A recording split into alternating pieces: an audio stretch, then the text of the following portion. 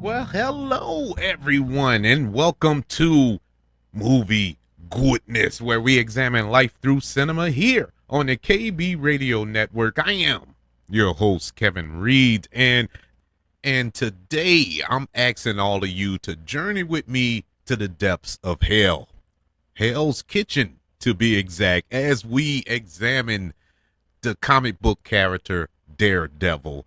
And to put it more plainly, we're going back 10 years ago in 2015 when Netflix decided to dip their toe into the superhero phenomenon that was going on around that era and still going on today by giving us Daredevil, a show that lasted 3 seasons on Netflix, and 3 excellent seasons, I may add, and spawned off different series. We had Jessica Jones, we had The Punisher, Luke Cage, and to a lesser extent, Iron Fist. And they had a crossover event with all of those characters with the Defenders.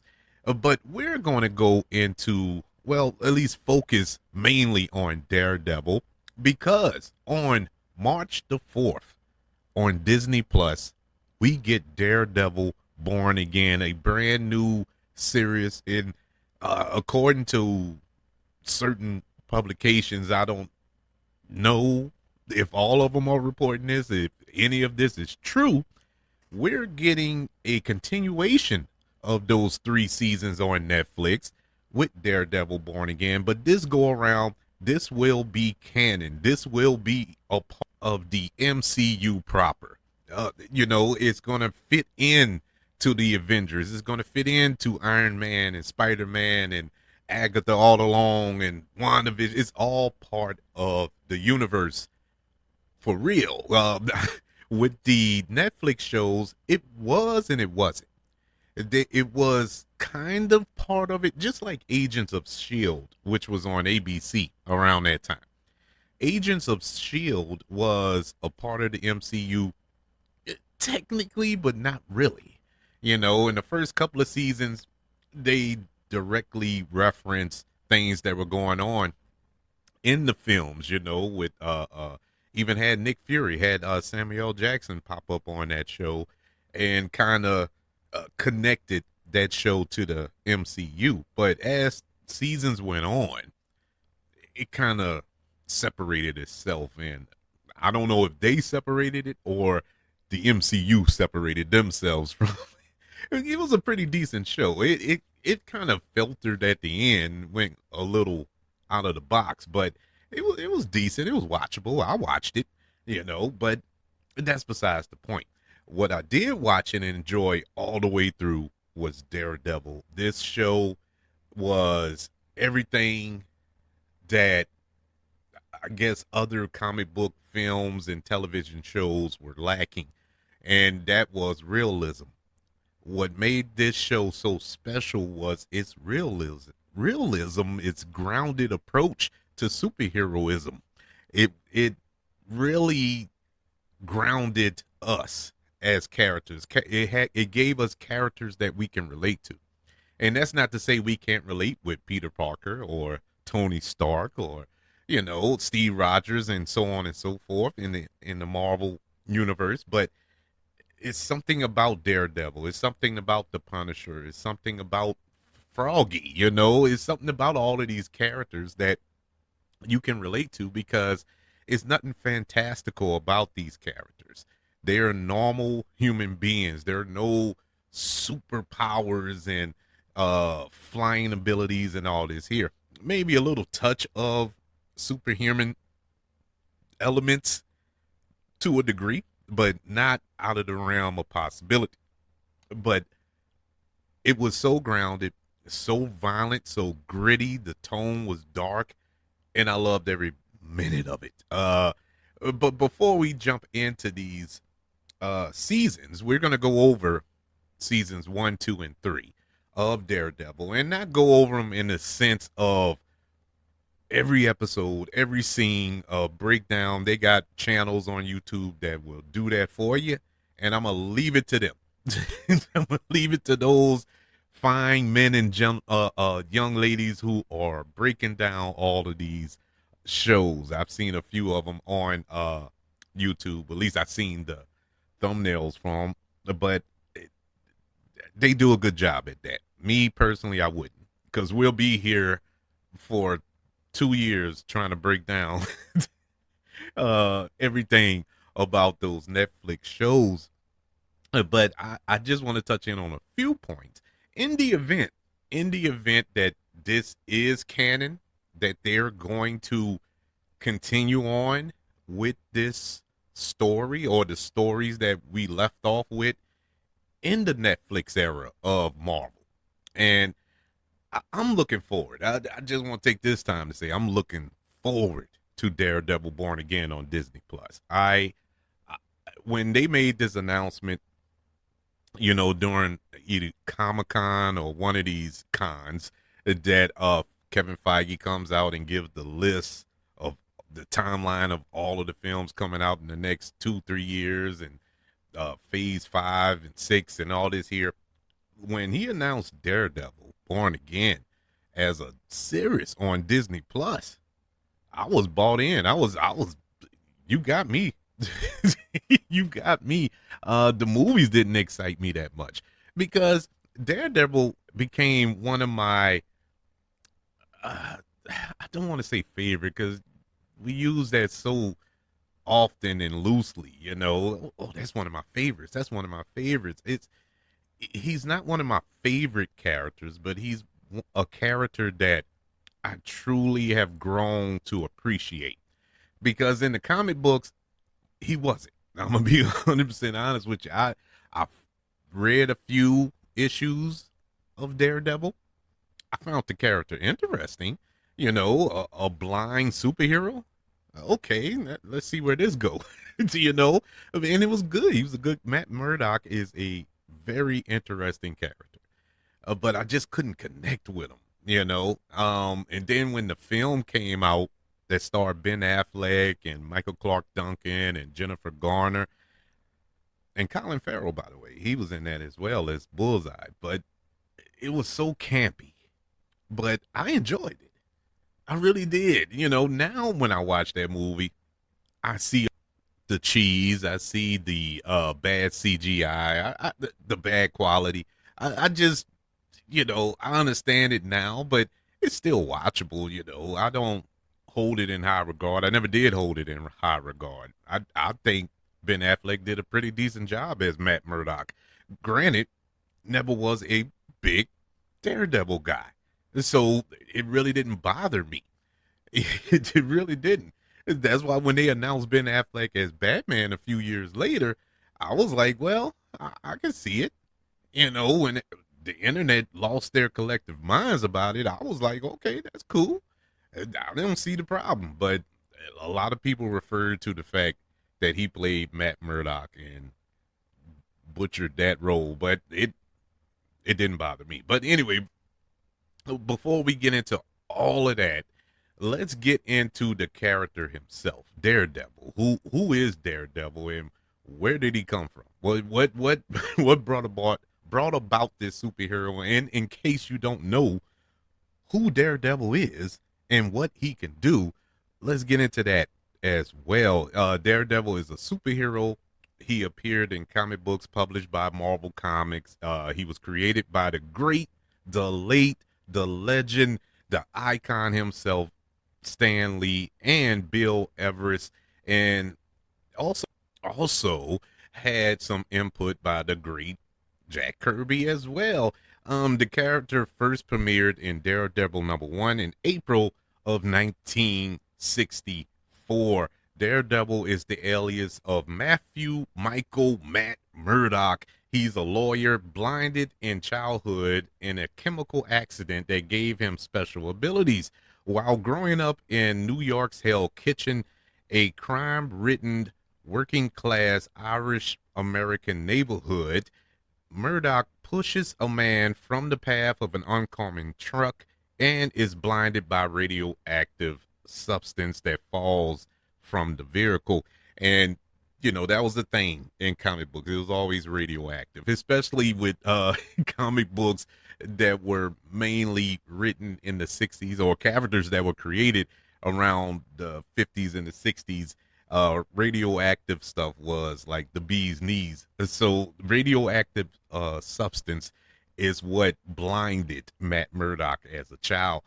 His exposure to this radioactive material heightened his remaining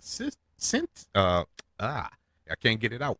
Senses, uh, even though it took away his sight, it heightened his other senses beyond normal human ability and gave him this kind of a radar sense, uh, like a bat, like he has echo, like he can hear things from miles away. It's crazy. His father was a boxer named Jack Murdoch, and he was a single father raising this blind son now, and he was seeking a better life for himself and for Matt, so he got back into boxing, took it more seriously, and tried to earn money for his son and himself. And one day, gangsters approached him about throwing a fight, and he refused to do it. And so, being as though he refused to do it, the gangsters killed him. And due to these events, this left Matt Murdock an orphan. And so he honed his skills, his physical abilities, his superhuman senses under the tutelage of this mysterious blind stranger named Stick, and eventually became a highly skilled and expert martial artist. He some years later he graduated from law school. Matt seeked out the criminal element in Hell's Kitchen and began to fight crime as well. He targeted the local gangsters who murdered his father and succeeded in bringing them to justice. Eventually, in an ironic twist to his Catholic upbringing and beliefs, Matt donned a costume attire modeled after a devil and takes up a dual life of fighting crime against the criminal underground in New York City as the masked vigilante Daredevil.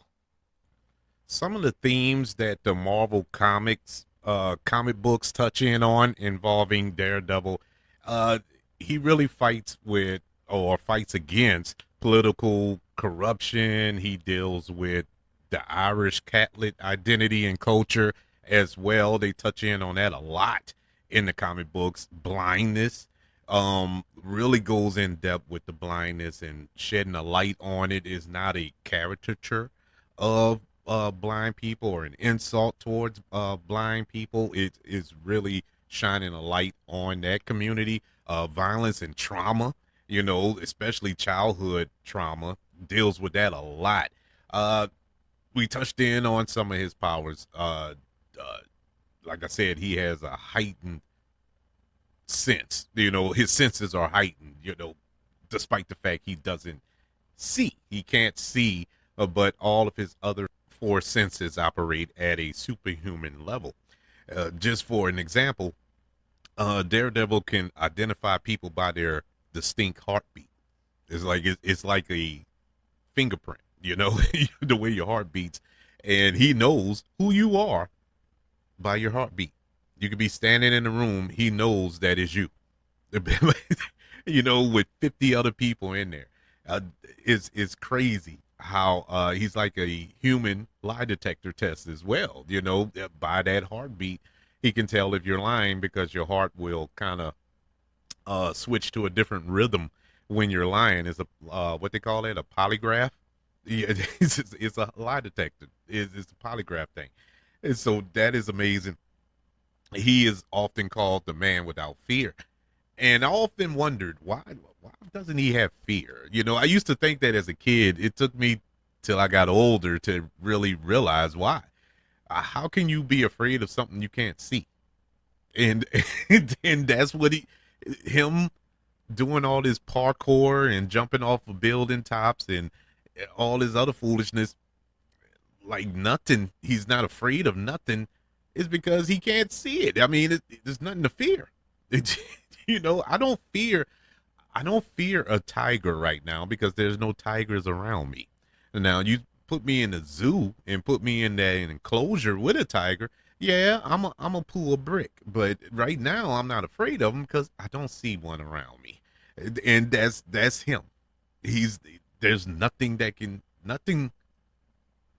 strike fear in him because it ain't like somebody big and strong and intimidating can stand in front of him and flex on him, like, doing that for show because well, not for him because he can't see.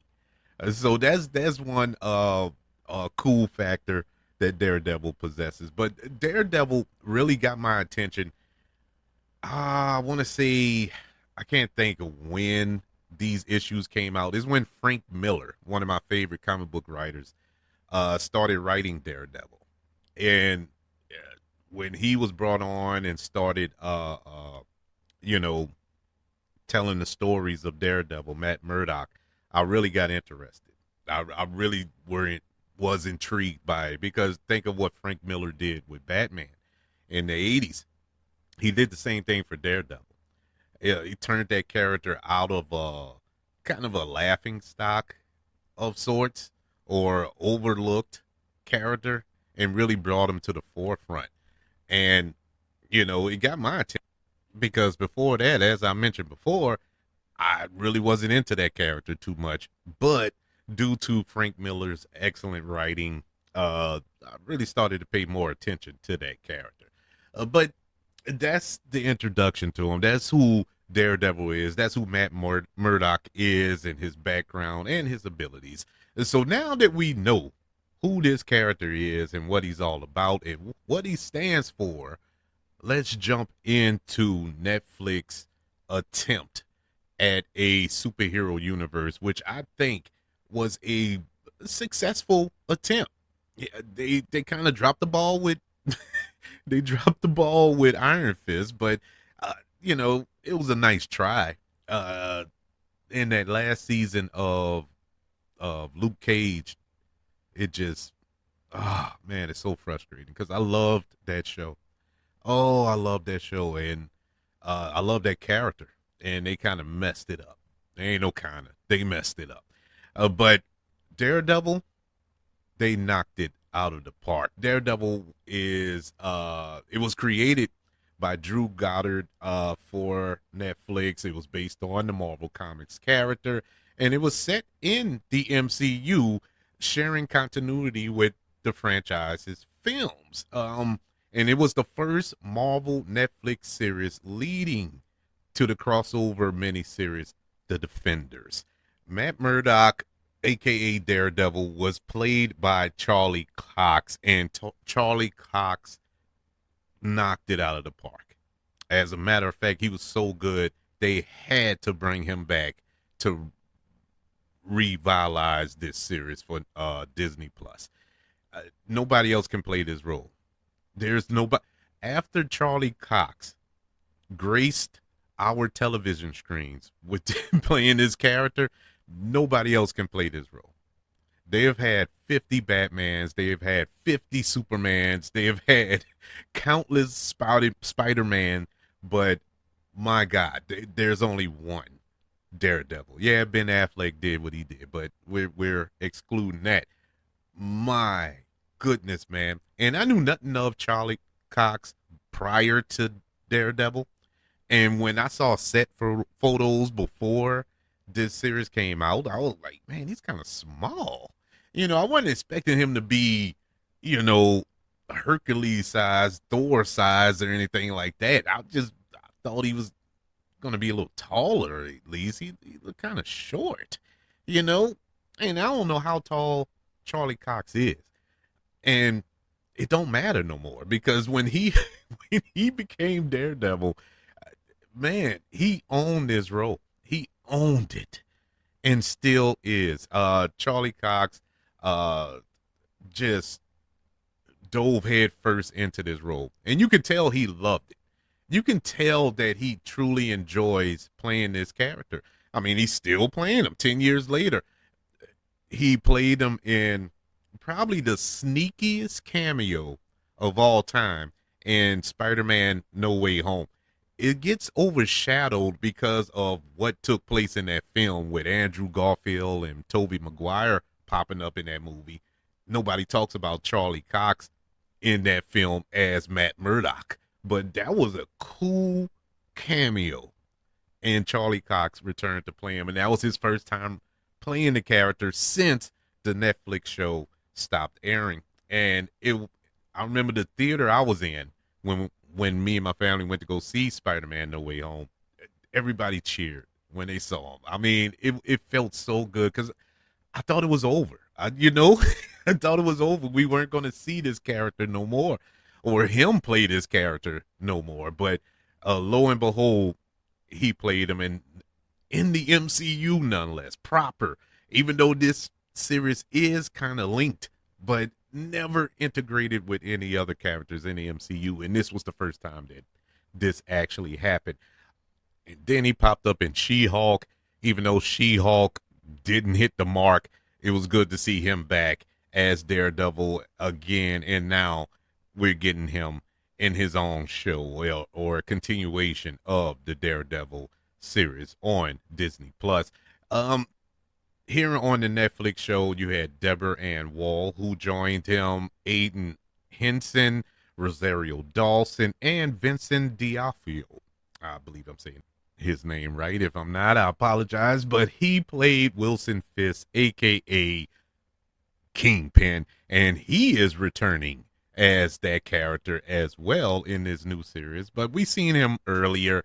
He was in Hawkeye, he was in Echo, and he's back yet again as Kingpin.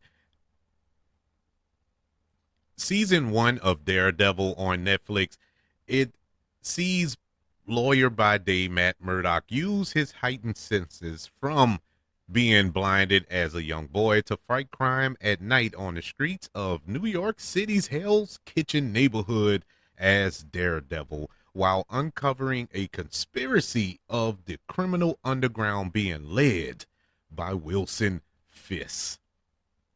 Just to recap season 1, just going to go over some bullet points throughout these seasons. Not going to break them down. Just going to try to jog your memory if you've seen them. If you haven't seen them, please go watch them. They're on Disney Plus now as well to watch. So enjoy that. But just to recap, Matt Murdock, he was blinded as a boy after saving someone from being hit by a car. The accident involved spilling radioactive chemical the rest of his senses. Matt grew up working class with a single father named Jack, who died after he refused to throw a boxing match, leaving Matt orphaned. A mysterious blind man named Stick finds Matt and offers to train him for an eventual war. Stick is very cold and leaves Matt when Matt gets too attached to him as a father figure. Stick in this season or in this series is played by Scott Glenn, which initially I was like, when he popped up as Stick, because Stick is this master of martial arts and everything, and I've never seen Scott Glenn do throw a kick or martial arts style punch in a film before. Love Scott Glenn as an actor. I'm not hating on him, but I was like, But when this character popped up on the show, I was like, okay, go ahead on, Scott. Great job, man. I really enjoyed his portrayal of Stick. In the present day, Matt is an upstart lawyer with his best friend Foggy Nelson, and the two come upon a trial, or at least a trail of breadcrumbs that starts with the case of Karen Page, who is portrayed by Deborah Ann Wall, and she's a secretary who is framed for murder after coming upon an embezzlement scheme that would have led to discovering. This part I was intrigued by because the way they set it up at first, you really didn't know where Karen Page was heading. Now, the Karen Page that's in the comics has a different path than what she has on this show. The Karen Page in the comics, I believe, is the Born Again comic. That comic series from Daredevil that this character was introduced. I could be wrong. Like I said, I'm not Daredevil aficionado here, but I believe that's where she was, and I think she dies in that comic book. But I could be mistaken. But that's where my memory is leading me to. But I like the direction that they took, and end up that character plays a major role going forward in not just this season, but in the series as a whole. And she's coming back for Born Again, nonetheless, which is good to see. Another point is when he is a boy, Wilson Fix grows up with an abusive father who he eventually kills after being pushed to snap one day. Wilson Fisk grew up to become a powerful businessman and criminal mastermind, pulling strings and other bosses in Hell's Kitchen with the intent to gentrify the city and make it a haven for the rich elite. He sees himself as a hero and has grown up lonely and with mental health issues and uh just crazy. He's basically Donald Trump. But it was cool that we got a backstory to Wilson Fisk. And one of the great things about this show, we had 13 episodes. 13, which is foreign these days because you're lucky to get 8 episodes out of a show. I don't know how many episodes we're getting of Born Again, but we got 13 on Netflix. That's more than enough time to get story flushed out, characters flushed out, everything was flushed out. And we was able to get a flushed out backstory of Wilson Fisk that I don't recall in the comics. This could have been in the comics, but I don't remember reading anything about Wilson Fisk's background, his origin. But it was good to see on this show nonetheless. Even if it is in the comics, it was good to see on this show because it really, I don't want to say sympathize, make you sympathize, but you do in a way. You kind of understand. I think that's a better word. There's a better adjective there. You can understand Wilson Fisk, but he's still a villain. You know, he's still a ruthless killer, a criminal mastermind, and what he's trying to do, gentrify the city, is not good. You know, he's out for the rich. But you know, dealing with the mental health aspect of it all, also a nice touch. Beautiful. It was Chef's Kiss how they flushed out Wilson Fisk here, and Vincent did just amazing. Now, Vincent D'Onofrio, I don't think he gets enough flowers as well in his career. This goes back to Full Metal Jacket, which is the first time I ever seen him on screen. The dude is just super talented. He can play anything. Anything. And I'm lying. That ain't the first time I saw him. The first time I saw him was in The Adventures of Babysitting. That was the first time I saw him when he played Thor. Nonetheless, ironically, a Marvel character. But yeah, the dude can play anything. Like I said, he can play that character in Adventures in Babysitting. He can play this other character that we are just so sympathetic. The most sympathetic person I've ever seen in a film. I mean, I cry to this day. I'm about to cry right now thinking about his character in Full Metal Jacket. And when he snaps and kills the drill sergeant and all that there and in boot camp, you kind of like, yep. Yep, he was supposed to. I mean, he was supposed to kill everybody in that barracks, but that's neither here nor there. But going to Men in Black when he played that bug, and you know, even what's that movie with Jennifer Lopez where he's the serial killer and Jennifer Lopez goes into his mind, and you know, some type of thing. I forgot what it is. All of it. It wasn't a good movie, but he was good in it. The dude is phenomenal, and Law and Order as well. He was good on Law and Order. But anyways, the dude nailed Kingpin. Nailed it. He brought a different layer to that character that I wasn't expecting, and I completely loved it. And I loved the obsession that he had, this love that he had for the character of Vanessa. Uh, just a good twist to this show. It almost became the Kingpin show, and I wasn't mad at it for that.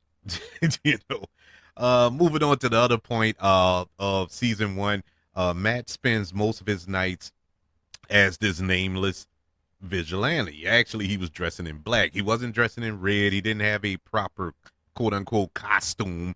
He was just dressed in all black. I think they used to call him the man in black when he ran around and beating people half to death.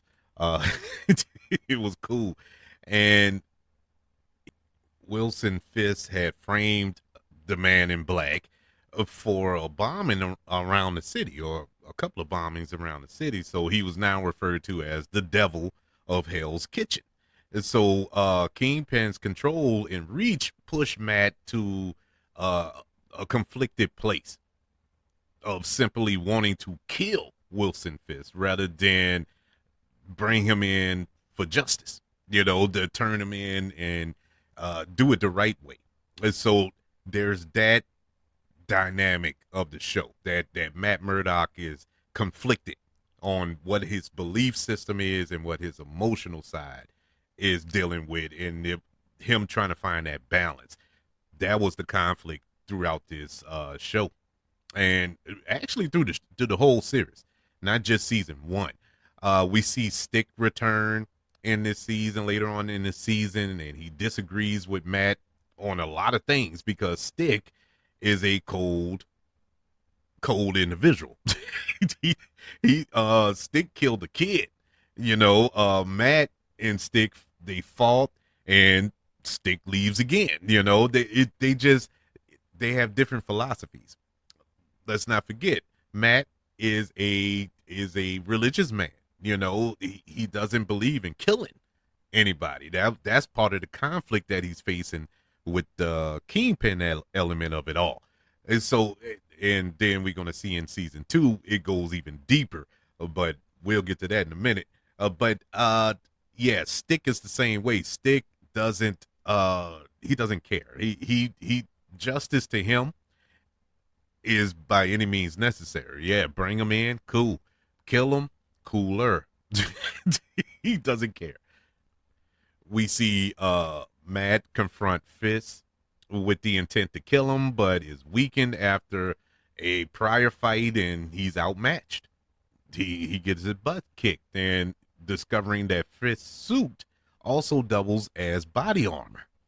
And so Matt barely escapes in this fight, but is found by Froggy while he's in his costume. And so this causes them to have a brief falling out over this, which causes another conflict in Matt's life. Also at this time, we got Karen Page. She's taken hostage by Wilson Fisk, right-hand man, who she ends up killing to escape, but keeps that trauma with herself. Matt finds Melvin, the guy Fisk is blackmailing to make the armored suits, and cuts a deal to get a suit of his own. And so this is where we get the seeds planted for Matt to get his signature suit. Matt secures a key witness to testify against Wilson Fisk and gets him arrested. Fisk proposes to Vanessa before being taken away, and then stages an escape with people on his payroll, which causes Matt, fresh with this shiny new Daredevil suit, to intercept Fisk, beating him in a hype alleyway fight, and leaves him to the cops. This season was just a perfect season of comic book material. This felt like a comic book come to light, or come into motion. And it just, I don't know, it checked all the boxes for me. And then as far as a cinephile, as somebody who likes film and television shows and great acting, the scene with Karen Page and Kingpin. Oh my God, that's one of the best scenes I have seen in a Netflix show ever. Ever. Best written, best acted. I mean, just unbelievable. It was the most exciting scene away from the hallway fight scene, which is probably one of the most gruesome, exciting one take hallway fight scenes you'll ever see. And that scene with Wilson Fisk and Karen Page sitting at a table talking rivaled that scene. It was that good. I loved season one, and I was hooked from that moment on. I was hooked. I said, well, it can't get no better than that. I was scared to death for season two until they announced that the Punisher will be a part of season two, and I was, well, I'm good. We're off and running now. We're off and running, and John Bernthal will be playing the Punisher. I At that time I was watching The Walking Dead, really into The Walking Dead, and John Bernthal was on that show, and you could see why he was cast as the Punisher if you watch The Walking Dead.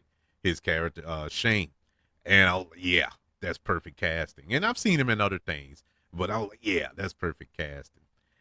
And he exceeded that in season two. In season two, Matt Murdock continues to balance life as a lawyer and Daredevil while crossing paths with Frank Castle, aka Punisher, a vigilante with far deadlier methods, as well as the return of ex-girlfriend Electra Nachos, or Nachos. I never could get it right, but we get Electra in this season as well. A lot of people don't like season two, or should I say, didn't like season two. I can see where it wasn't as good as the first season. I will concede to that. It wasn't as good, but it was still a good season. Yeah, I still enjoyed it, me personally. I thought that there were some points in this season that I didn't too much agree with. I don't have as many bullet points for season two because, like I said, season two, and I agree to an extent, was not as good as the first season. I don't think that they really went in depth with Matt Murdock's story. They were telling way too much other stuff. You know, they went into the Punisher a lot. Now, I get it. You're introducing a new character. You want to flush him out, but the Punisher was getting his own show. You could have saved that to his own show. You know, you didn't have to give him so much here, but he was so good. He was so good. Daredevil kind of took a back burner on his own show, and it's sad to say, but that's what happened. But I still enjoyed it. I still enjoyed it. One of the things I didn't like about this season, or at least one of the problems, was Matt Murdock. He was pretty unlikable in this season. You can get behind him in the first season, you know. In season two, I didn't really like him. He was kind of a douche, you know. The way he treated Karen and the way he treated Foggy after Elektra entered the picture, it was like, come on, man, you don't have to do that. I mean, these are your peoples here. I get it. You know, this is your love, your first love or whatever. I get it. You know, we all been there, but I wouldn't have did that, man. That was messed up by the way he treated her, or treated them, I should say. Was the story weak? The story was a little weak. It wasn't as strong as season one. Season one just felt more fleshed out. Season two just felt like this is a backdoor pilot to The Punisher when it comes out. And that's really the vibe I got from season two. it didn't really use much imagination. It didn't really dive into the comics as much as I would have liked. Now, the dynamic between Daredevil and the Punisher is pretty much the same you'll find in the comics.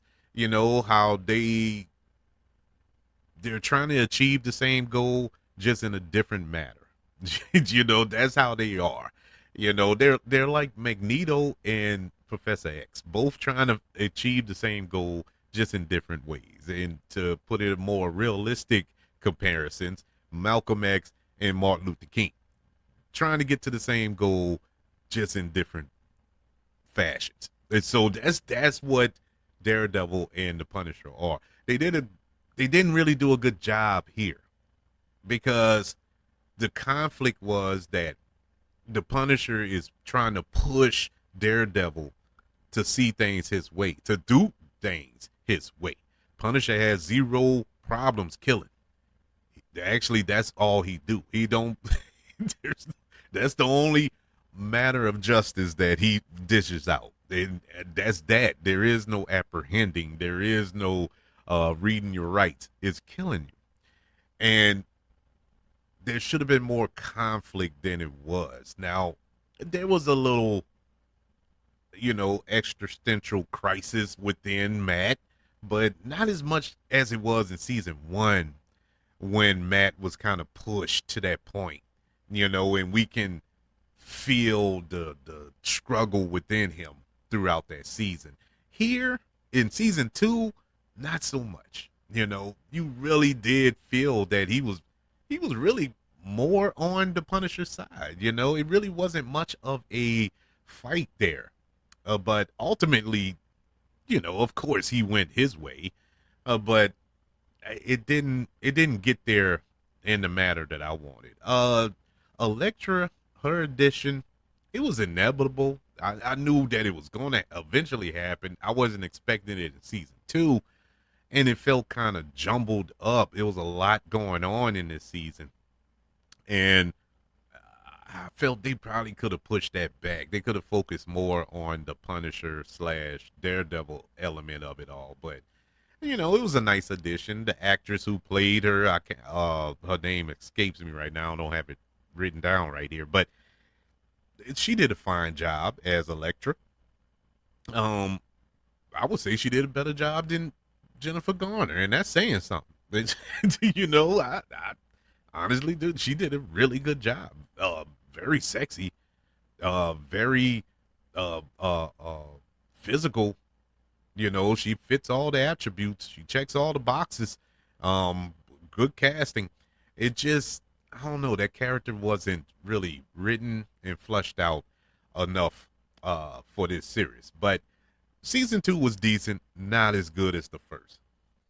Now, before we get into season three, just want to remind everybody around this time, right before, well, not right before, but before season three came out, we've already been introduced to these other characters. We've been introduced to the Punisher, of course, from Daredevil, but we also got a Luke Cage series. We got a Jessica Jones series. We got a Iron Fist, and was there another one?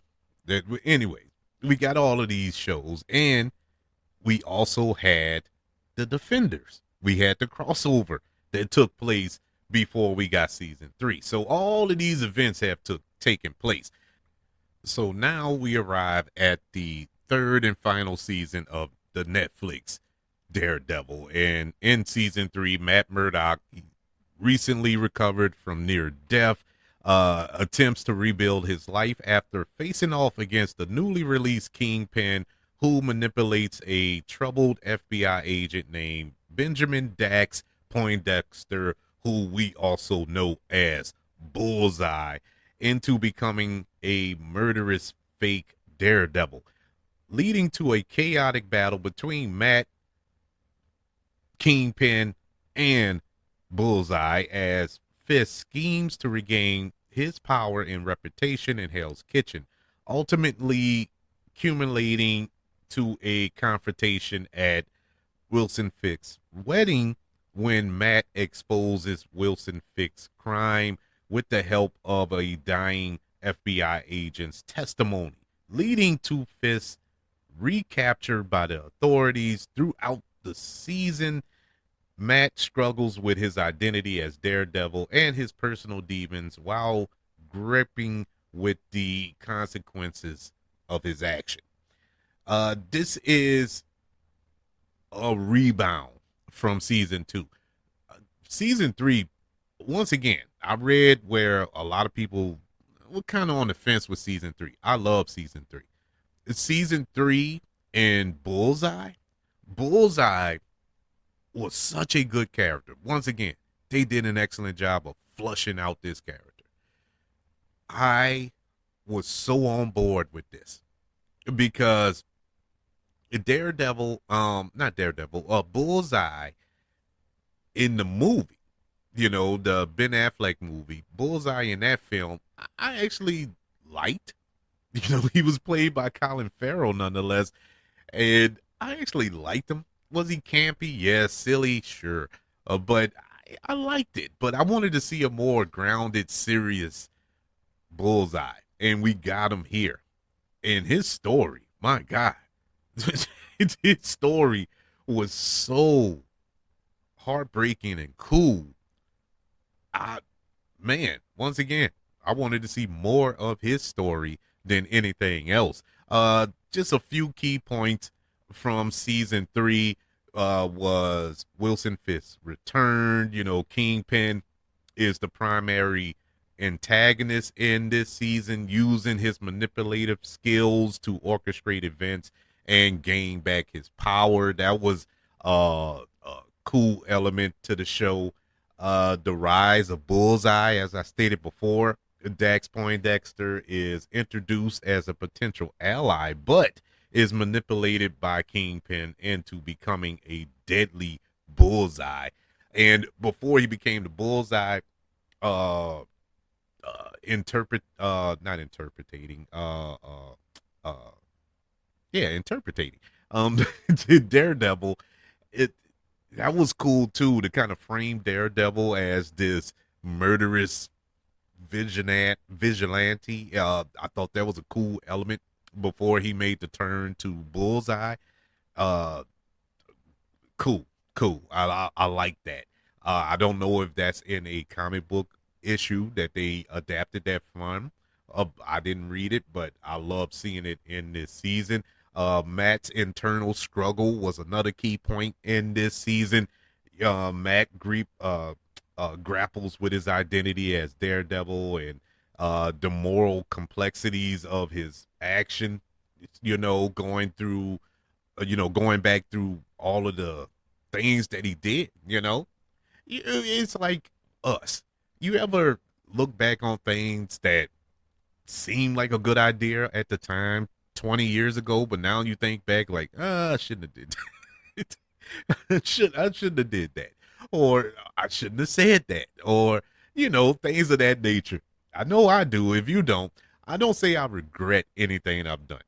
I've never sat back and regretted doing anything in life, because everything I've done, every decision I've made me the man that I am today, and I kind of like this fella.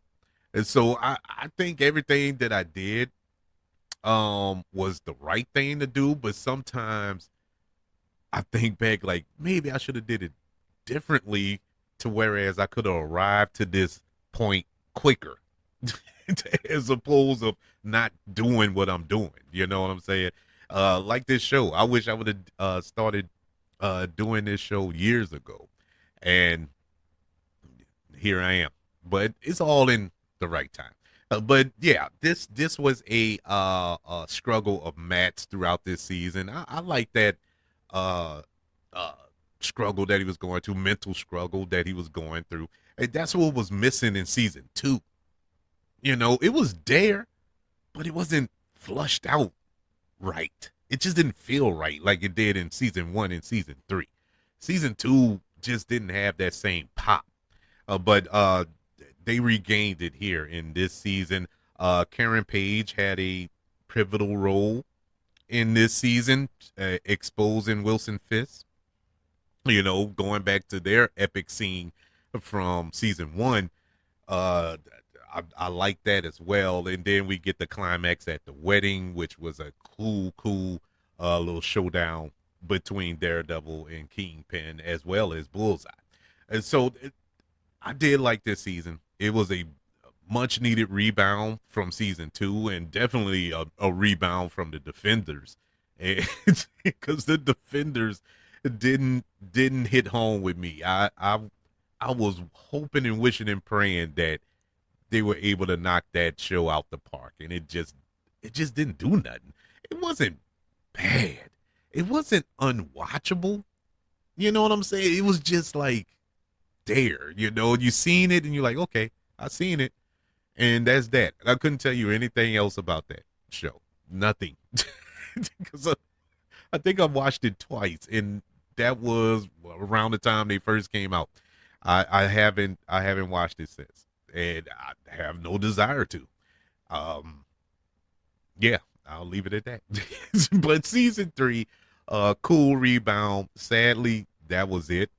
Uh, until now, thankfully, but that was it. Daredevil on Netflix, a triumph, if you will, for Marvel Television. I think this was the best product they've put out. The only thing that will rival it would probably be The Punisher. And I'm just talking Netflix shows. I'm not going into the WandaVisions and the Lokis and all this here that's on Disney Plus. I'm talking just Netflix. I think those were some of the best content that Marvel put out. And because it was so real. It was so real, so grounded. Completely enjoyed them. And the fact that we got 3 seasons out of this show is a miracle, man. Because we don't get that these days. We honestly don't. And Charlie Cox, born to play this role. Vincent D'Onofrio, think I got it right that time. Born to play Kingpin. I'm just excited for this new go around. I'm excited to see what's next for this character, for this franchise as well. Will it just be one season? Will they have multiple seasons on Disney Plus? Time will tell, but I'm excited to see how it goes. I want to know, everybody, did you enjoy the Netflix era of Marvel television with Daredevil, all 3 seasons, which you can currently watch now on Disney Plus as you await Daredevil Born Again on Disney Plus, March the 4th.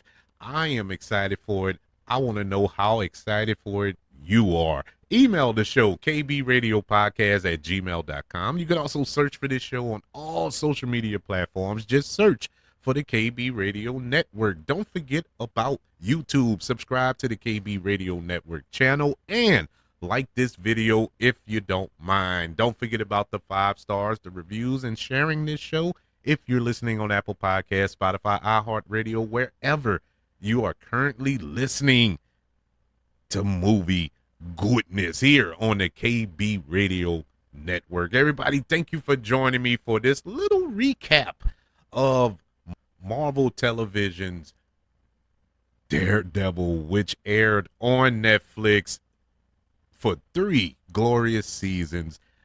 Oh man, I can't wait for Daredevil Born Again. I am chopping at the bit, man. Hopefully it doesn't let me down. But I want you all to know that I love you. Continue to love everyone. And until we speak again, you all be blessed.